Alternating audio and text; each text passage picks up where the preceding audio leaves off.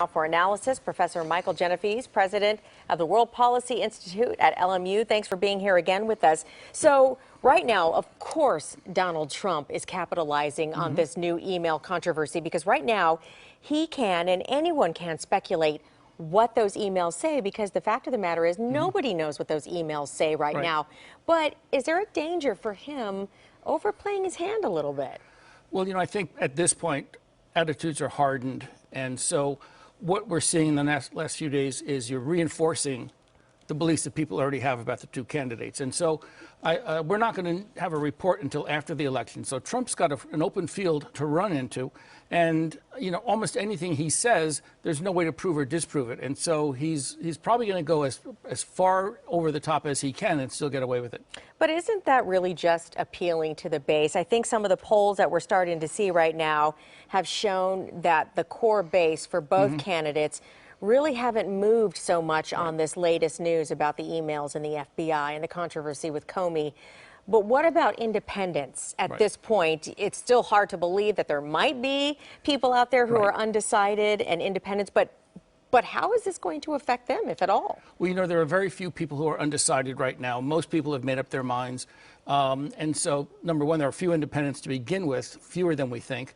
And most people at this point, instead of being convinced one way or the other, I think they've settled on what they're going to do. And barring some really bizarre incident, I think people are going to be pretty much set at this point until the election. I don't think there's going to be a lot of change.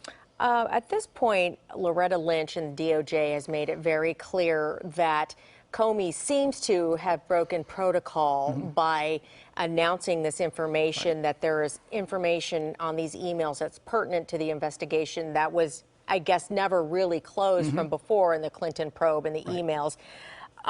So there is definitely some kind of discourse between Director Comey and Loretta Lynch of the DOJ. How do you think Clinton's strategy of putting Comey on the defensive is going to play out with all of these things in play? Well, Director Comey has managed to do what neither candidate's been able to do, which is unify the country, unify a divided nation. Everyone is against him at this point. The Republicans were against him because he didn't indict. The Democrats are now against him because at the 11th hour, with no credible information that's added to the inquiry, he's gone public with it. And so, I'm not a betting man, but a year from now, Mr. Comey will not be in the FBI. I think we can pretty much say that with certainty.